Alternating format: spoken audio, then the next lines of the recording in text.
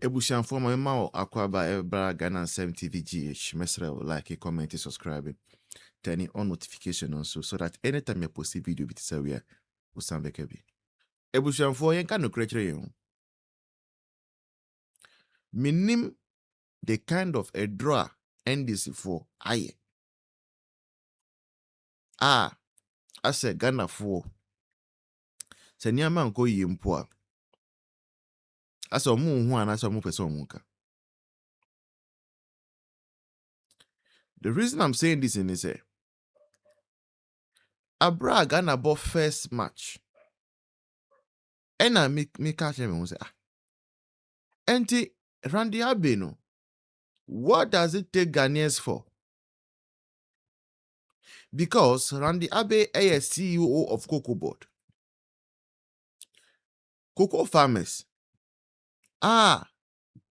Abai and this Abaya promise you say on bet you 6,500. Afe de omaba mabetis kanusu. They are not kufaro tiamu mabetisu.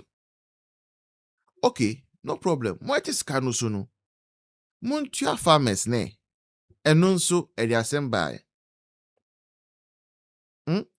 Sika bet you farmers no. Ediasembai. To lene, I can tell you for free. Say over 2 billion. Cocoa board account, but 1 person muntia farmers no. Farmers na ka say grandma bre. 1 person mo kasampo bio. So one would think, say, Randy Abbey feeling the pain of the farmers, knowing very well, say, Omuni farmers Omwendini ye no. He would have, at least for the optics, stayed back. But this Randy Abbey, Miss Sorry, United States of America. Ghana first match now Randy Abbey wo. Ojinim. Ewo VIP section. Adentia. Or a part of GFA. Ene. NDC blogger. Amu nimno as Amaro Shako. Oh no.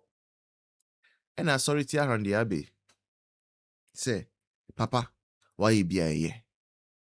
Sika who Randy Abbey would use a cocoa board honum. Benefits out jo cocoa board honuma. Won't me Jai Juma who claims a yo and a GFA. Randy. Why does Randy Abbey want to be a jack of all trades? The time has come for us to demand from Randy say, choose GFA or choose Cocoa Board. Choose GFA or choose Cocoa Board. It's as simple as that. Even the next season, farmers don't know what to expect.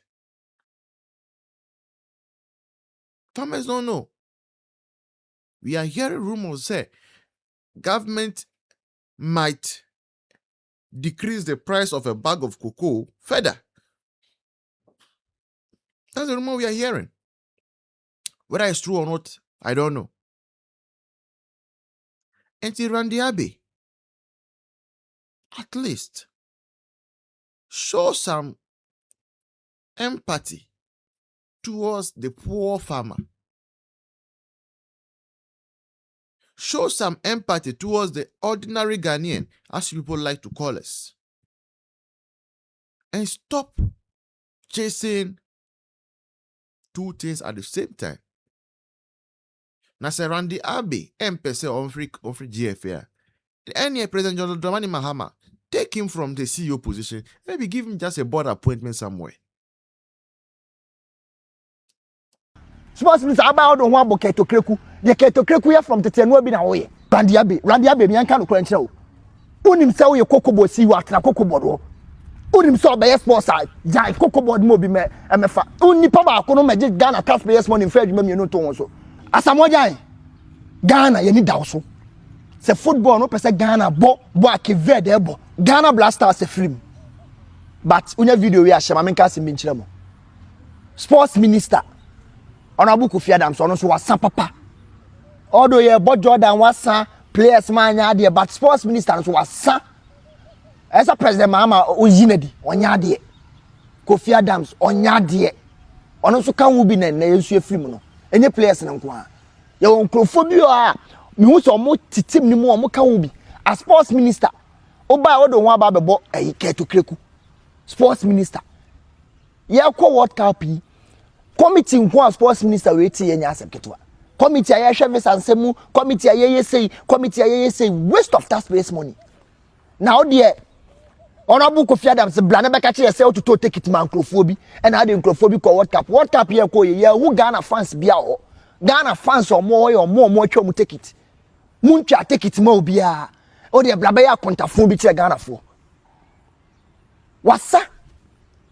a sports minister on the information ba bonten and a Jordan you betimi abo and a keeper no we imply wadwuma sports minister wadwuma eti players le kwa sometimes na afa so bo bi kra mo because mo ko head e koso wo camp o ye mo chance da bia sports minister ni team si players so o be sua keto kreku o ba ye keto kreku ade a o ye no bi na sports minister o ye Kofi Adams e so do wadwuma to on so asa si ye bo players e chi e so sports minister do wadwuma to okọ e frisa Ghana tu ni na akọ US wo twa omudi dia no mu na edidi wonam ade impact na ade mom as sports minister etimeme from the sports minister no so wasa Kofi Adams wasa on deserve so be Ghana sports minister ade work up ye ko nya dada na ade ne bam bibia no bam difference bia no bam ye ko work up plus sports minister kwa pese de da yuko na se de ona ayu bo na Ghana fo si ye nyina be de ye no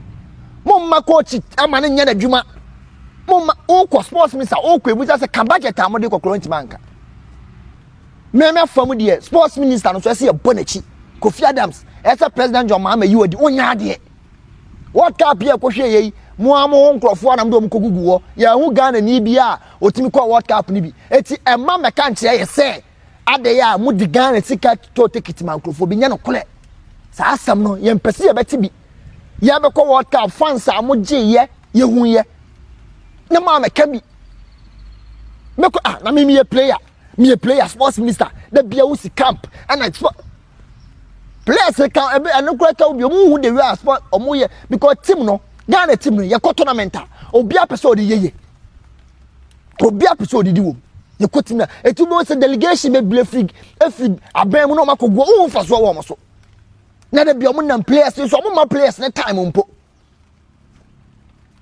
o ba ye as sports minister ye ko tournament hwe de we Keverde bobo Keverde omu nu Ghana hwe de we omu wo pass omu bobo ye ja coach man ye na dwuma oba ye nim se ukura de oba yi hu afri team mu ona wo de information ba abontin and a player we mo and a player we ya de and a we say that bia sports minister ye press conference that bia sports minister ye interview won so wonya de second one enkoma Randy Abbey mi anka no kura nkyerɛ wo unim se wo ye kokobo si wa atena kokobo do unim so be sports side jai kokobo mo bi me emefa unipa ba ko no meje Ghana taxpayers money fa adwuma mi no to won so wo ko Ghana ho no de impact ade ko Randy Abbey de impact mukura muka obi na oman ne nkoso nipa ba ko Keverd mo ko no sa na omo crofo ye ya ko me kudu ba bi obaduro munja players bi omo mobo eno be Randy Abbey no nam ha no nam ade impact eni pa ba ko president mama ya ma kokubo CEO ano so players ko ba bi Ghana football na ade achi na nko aja ketua mienu koko kurantimi nya adwuma nwie unim so pe koko Randy Abbey ye koko adwuma unim so pe football ma obi me koko na adwuma no munyina mo kan bi na me ye player the bobo ma hu se bo ami kumi ukrai obi ti se Randy Abbey atete nche no mu gike ejije pediam ni sika kese ya obede wakuno ni nyina kan bi o ka se players no mo hwade Randy Abbey kokobo CEO da bia o si blaster camp ya ko tournament no da be from there ko Randy Abbey Ghana oni ho to Randy Abbey so president mama yesra so Randy Abbey why na adwen say oni kokofo ye adwuma on tra koko double on tibi so on jam obi me no tra black star because we no so fa so obi Ghana yes say taxpayers money obi oji koko aketua at the same time no say black star aketua last man come samoja Ghana football no sebeye ye gyina mo so ebeye ye gyina mo so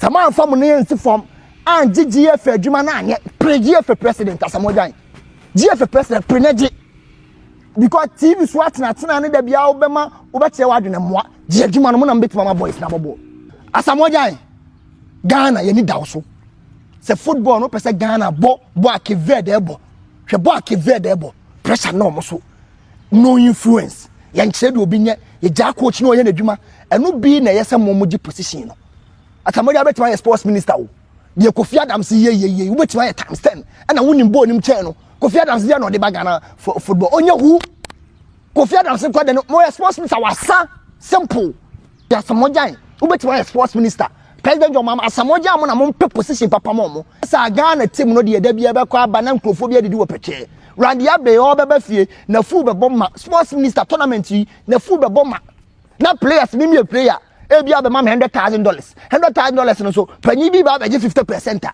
o ba bo no kro nyi ne mo eno ka wo bi na Ghana ya duru ya no players no sometimes when him say bo me ku bi ho aboy krampo na ya frame panyi bi 50% eti be de me ku bi ho mo eti asamoja board mo na munim de wo board nim mo na board mo aba ku akiri mo na munim how football tie mo nje position mo na je TV so tra asamoja because sama me so man yenye eti first ma pila mi appeal ni say President John Mahama Randy Abbey koko board free sem no be sports onye so onya sports so a onya sports no metra koko board Honorable Kennedy Japan be the last person to be angry so be Kassetiana because MPP muno wa Kassetia obia and MPP for Kassetia omo e kan so omo so omo bu afunti omo rebel against the MPP that he thinks MPP ebetimi awo ho ene ama wanya billions of Ghana cedis efrim President Kofo and Honorable Kennedy Japan enya ni sika at the initial stages, contract man. But then one final President Kufo in 2007. And someone will cut here and Ebra Alan Chairman saying Nanado Danko Kufado contested for the flag bearership position of the MPP. In 2015, Honorable Kennedy Japan can semutia President Kufo to the extent saying MPP, the late Chairman Adams, ni omodi acid gun who we Honorable Kennedy Japan alleged say President Kufo ni impieni and a shade. Could you believe this? President Kofo can say on us ni buafu wakaseti and into very belly against the MPP. And ka Honorable Kennedy Japan ka 2016 MPP betimi awini ama ya babemu ama abenya contracts upon contracts. Nanado Danko Akufo-Addo kram wono in the last 8 years administration of the MPP. Oma unya wo ho tam. Ebra wone Dr. Baomi akọ contest a ususu said Nanado edi Dr. Baomi echi. And someone will cut here Nanado. Mema will show down president, the whole president of the republic. When you say, or your senior brother, who to me a genie pemu can't phone Nanado, or my bufu, you can so very rebel against MPP. Nanado crane was re, Baba the patcho, uncle Mubiacho, where the MPP for you at them, send MPP for. Eka so more rebel against the MPP, and MPP better now when I'm away now who MPP. Okay, in fact, who the MPP for in our terminal crown, and this is for chair, omudi treason ball, and the MPP for where do on my terminal, elbow, boom. Edi wachi ekoye demonstration oma ye hwehwe hot water gu omo so ma ye din kontima abobo omo. They didn't even ask you to apologize, but they followed you. And I will see obi akasetia obi edi watem nti ene oni NDC for na corner kra na ene oni NDC for na aka umuti apam ho. This and the last point I want to make is hold on,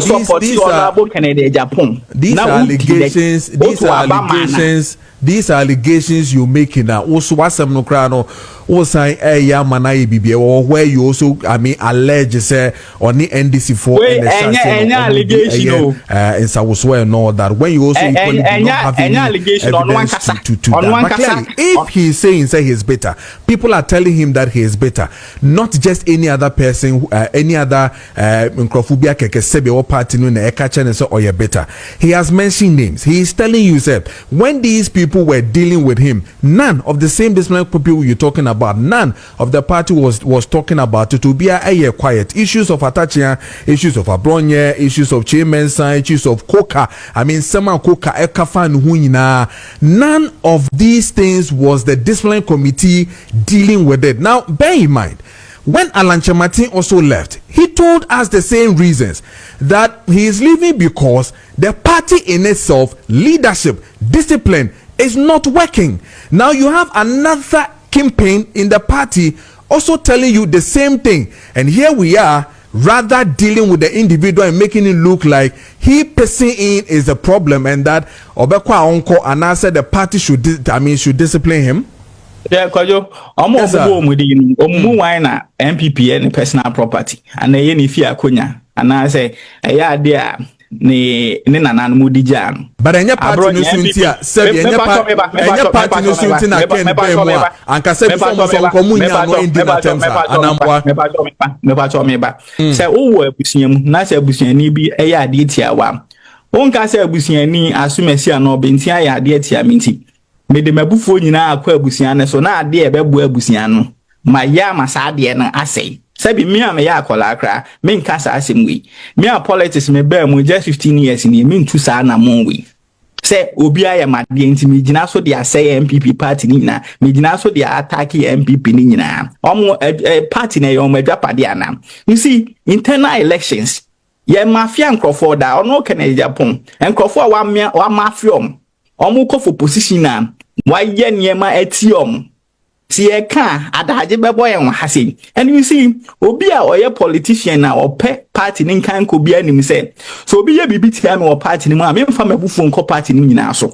but me so that nipa no pe bibia me so be make sure say me mafia no either say you let go and say you deal with that individual enti abronye obeko for elections obeko for regional chairman position so why ya what you need to do as a patriot, as a good party person, and it's also between the time we do announce why you be beatia, so on fanchena, or say chairman sabu, so why ya deatia wa. That thing so pe bibi or party the man. Also finding way now so wait pianica.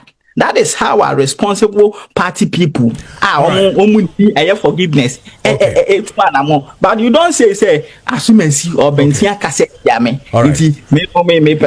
Me rebel against MPP. And I've said, say you've done worse to people. Okay. What can say be yentimin can or radio, so yentimin can with TV, so watch them form. Even president, leaders of MP.